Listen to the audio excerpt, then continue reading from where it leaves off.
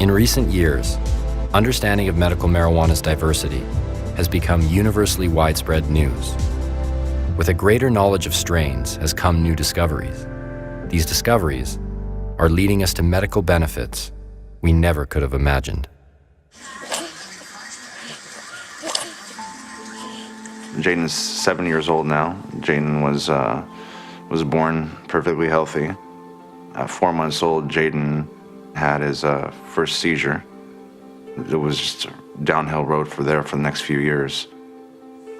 He's having 500 twitching myoclonic seizures a day. He'd have grand mal for an hour and a half. I remember he was crying from 1 o'clock at night to 9 in the morning, screaming, crying in pain. He was seeing things. He was hallucinating from the medications. At 4.5, Jaden was taking 22 pills a day. He was at 25,000 pills he had taken by the time he was 5 years old. Jaden had tried 12 different medications. We had 40 ambulance bills. We were fighting with the insurance companies all the time. We lost our house, we lost our cars, we lost our business, we lost our family. I went to UCSF. I said, look, I don't think Jaden's gonna make it another week. What do you suggest? They're all, I don't know. I would try anything. I go, what do you think about medical marijuana? They're all, well, like we said, you think we're a life and death situation, you should try anything. So I said, all right. I went and picked up something I saw in a dispensary. Came home, I gave it to Jaden. After 4.5 years of having myoclonic seizures, 500 a day, and twitching and head drops and seizing, the first day I gave it to him was, thank God, 1 million times. It was the first day he's ever went seizure-free in his life. And then after that, second day, third day, fourth day, the seizures were down dramatically. I could see his eyes lighting up. It was summertime. It was June 1st, the first day I gave it to him, 2011. He started swimming. Jaden's never been able to swim before. The sudden temperature change of water would give him a seizure. When I put him in the front yard, and my neighbor's like, oh my gosh, we've never seen him in the front yard. They're so excited, they were cheering him on. I started weaning him off the medications after 1 month I was on the CBD. Every time I took him off, he would suffer for 2 weeks, and boom, he'd become more human. Then take off another pill, suffer for 2 weeks, boom, become more human. Jaden started chewing. Jaden was only eating Gerber food all the way till he was 5 years old. He started chewing. With taking 25,000 pills, it really wears on your body and brain, so it was kind of recovering more from the medications and from the epilepsy. And we decided to wean off the hardest one, benzodiazepines. He was having tremors, nightmares, brain zaps. I've contacted 30 different benzo withdrawal clinics. They go, how old is the person that's coming on that you want to bring into our clinic? And I tell them 7 years old. And they scream at the top of their lungs. Every single one vividly say the same exact thing. You have a 7-year-old on benzos? Because we have people here that are football players. We have people here that are big, tough guys that are dying, literally dying from benzos, and you have a 7-year-old on it? I said, 7-year-old? My son's been addicted to it since he's 16 months old. So now we have to figure out a way to wean them off by ourselves because the benzo detox clinics are not willing to take in a 7-year-old.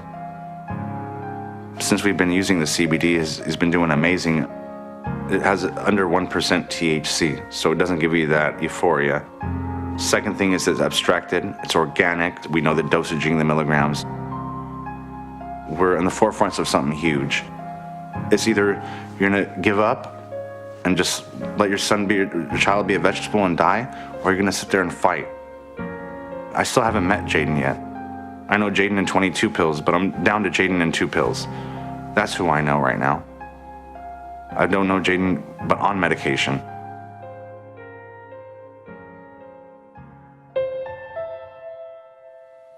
Christmas before Jaden was born, that was my Christmas gift, was that Jaden was gonna be born. My ex-wife had to give me a box. I opened it and I remember, it's a hard one. I remember opening the box and seeing a pregnancy test and saying positive with 2 baby shoes and then having so much expectation, having so much expectation that, you're gonna have your son. As a parent, you're expecting, your child to play football, you're expecting your child to talk, I mean, right now, my number one goal right now is to have my son say, I love you. I mean, people take that for granted.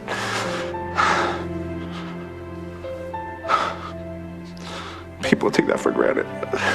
their kids could talk and say, I love you. That's all I want to hear my son say. But I mean, if I could hear him say that, I'll be more than happy. He said it one time on CNN, I la lu, he was really close, but I gotta hear it. I mean, if he says that, I've already conquered the world. Seeing your child suffer, there's nothing worse than that. There's no torture worse than that, especially every day.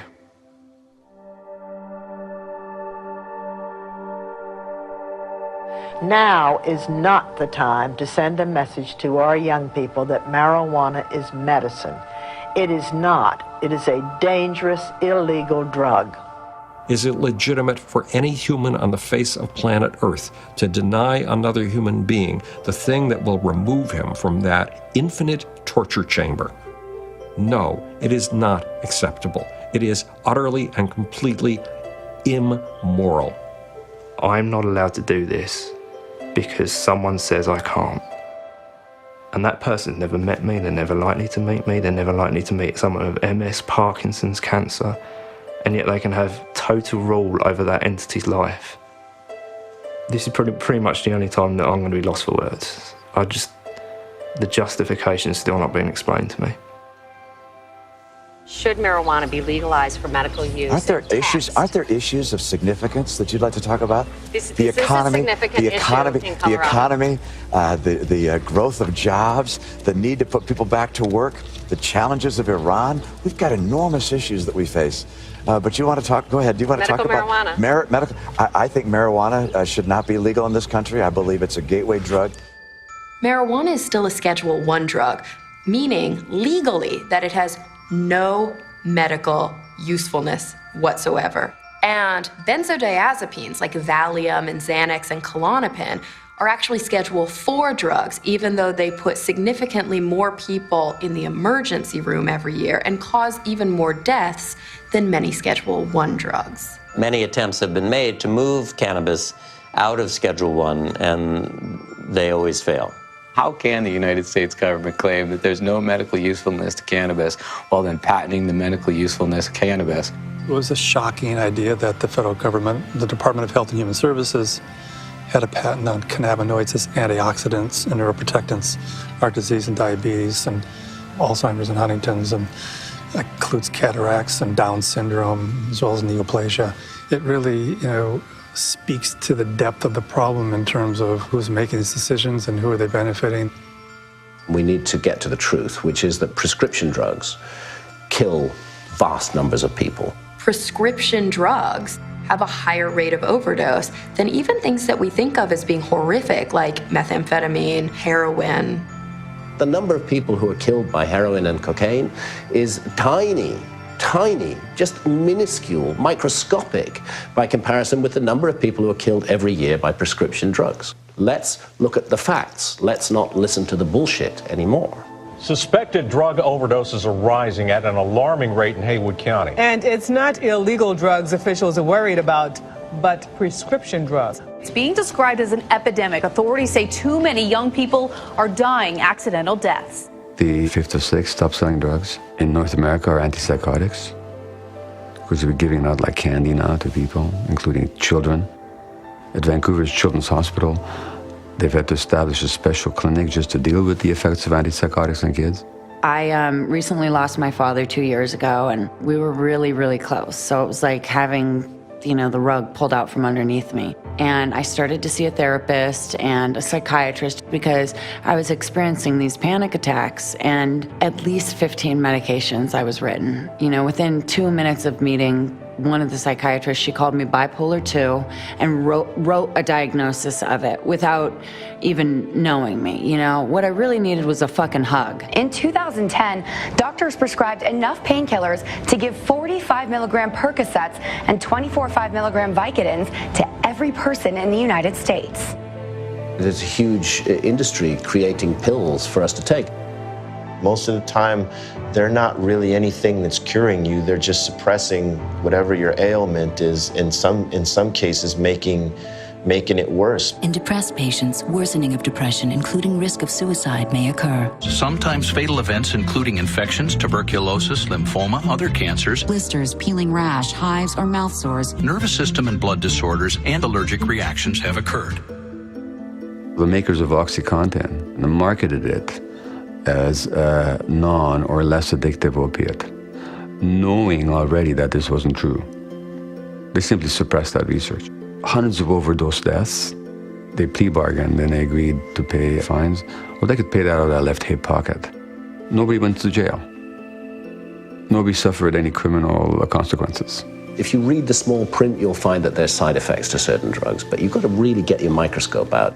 I see this all the time with friends, even with peers, where they carry a diagnosis and they can't pronounce it.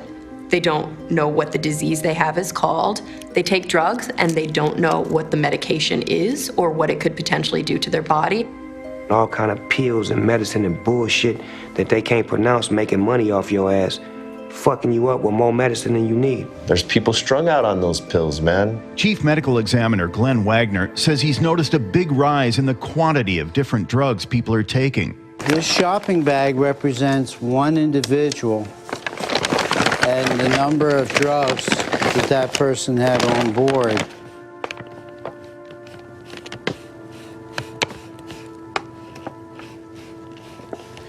There are 19 separate lines on this one, and it goes for several pages. People don't look at them as drugs anymore when they're legal, when they're over the counter. They just look at it as something you can buy from the store and put in your body, but it's still a drug. Unintentional deaths from prescription drugs. One American dies every 19 minutes. Nothing comparable in marijuana. Is that correct? Correct. Well, when you've got a drug that costs $1 billion to bring to market, your investment is so huge that you have to do everything in your power to make sure that drug succeeds. And sometimes the things that you do are troubling. There are some pharmaceutical products today that are in short demand because the profit margin isn't big enough. Just how tough is it to find the flu shot, Jocelyn? Sonia, Darren, you'll have to make a couple of calls, and those who do have it only have a limited supply. I mean, this happens every year when there's a bad flu and there's shortages of vaccines, right? Because there's not really a big profit motive tied to flu vaccines. It's a single dose and then you move on. Unlike something like Viagra, or especially things like cholesterol medication, heart medication, maintenance medications that people who are ill have to stay on in order to live normal lives. If you don't need that medication, you don't need them. They take a dent in the pockets, you know what I mean? And those are very deep pockets, and they don't want them dented. So every night on TV, you see a weird-ass drug commercial trying to get you hooked on some legal shit. And they just keep naming symptoms till they get one that you fucking got. You got athlete's foot. Are you hot? Are you cold? What you got? You want this pill, huh, motherfucker? You got to take this pill. Prescription drugs being advertised and marketed on television is certainly something that's happened in my lifetime as a physician. They're saying things like, ask your doctor if this drug is right for you. Ask your doctor if Humira can work for you. Ask your doctor if Lunesta is right for you. Ask your doctor about Cymbalta. Do you get a weird pain in your bowel? Well, then you need to go to your doctor and you need to tell him that this is the drug you need. So hurry up. There's your check. There's my prescription. It's a transaction. I'm not a drug addict. How dare you? I'm a patient. In every other industrialized Western country, you don't see ads for drugs. You go to your doctor, you tell your doctor what you're dealing with. They're well informed about the drugs that are on the market, and they make a recommendation for you. I remember these commercials and they look so happy, and I remember thinking, oh my God, there's a pill that you can take to make yourself happy? Like, how fucking awesome would that be? If you got somebody making a commercial saying, oh, do you have these problems, do you have these problems, you're gonna relate to it off rip, like, oh yeah, that is me, maybe I do need that. It's really frustrating to me that as a society, we don't know better at this point. They're telling you that you can take this medicine, but risk literally killing yourself to do it. For me, it reinforces our cultural belief that if you go to a doctor, if you don't get a prescription, you haven't really had a valid encounter. One study by a British medical journal found that for every dollar that pharmaceutical companies spend on R&D, research and development, they spend $19 on promotion and marketing of their drugs. If I go to my doctor and I say, I saw this ad for this drug, I really would like to try it, and he says, yeah, let's give it a shot. Is he my doctor or is he my drug dealer? They form groups like Partnership for a Drug-Free America, where they get their fucking money from prescription drugs. I wish you didn't smoke weed. You're not the same when you smoke. And I miss my friend. I had a joke about it, like, prescription drugs making commercials against weed is like hookers making commercials against strippers. I mean, it would have been better if I didn't stumble through the word commercial. But that's what it is. Guess what? All of the big drug companies have used corruption in North America for at least 50 years. If you are a doctor, they will come to you and say, I will pay you to participate in a conference on the phone. It'll only take a half an hour of your time. Well, guess what the conference is? It is a drug company salesman selling you on the latest drug to influence you to prescribe that drug the next time a patient comes into your office. How are you going to feel? You feel gratitude. And your gratitude influences your decisions. Nothing should influence your decision but what is best for a patient. There are pros to having a capitalist endeavor. There may be drugs on the market that never would have been available because that profit motive wasn't pushing these pharmaceutical companies to try and develop those new drugs. The problem is that it's not really a free market. There's like a small percentage of pharmaceutical companies that are really propped up by our congresspeople because they have huge lobbies supporting them. I recently received a notification of the top 100 pharmaceutical drugs and how much they made a year, and you see exactly what all the frenzy's about. In 2012, the top 11 global drug companies made nearly $85 billion in net profits. It's just an ungodly amount of money for medicines, that many of which my patients have been able to stop with something that can grow in their backyard. Now look, I was in bed for 15 years with an extremely serious illness. I believe in the importance of the major drug companies.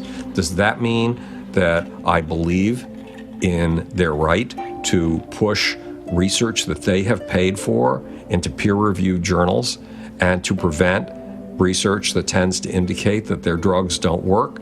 There's a case to be made for the use of pharmaceuticals. There's the appropriate use of all kinds of medications, including antidepressants, including antipsychotics.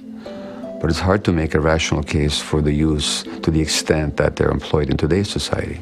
So once more, we're faced with the arbitrariness of what we consider to be acceptable and what is unacceptable.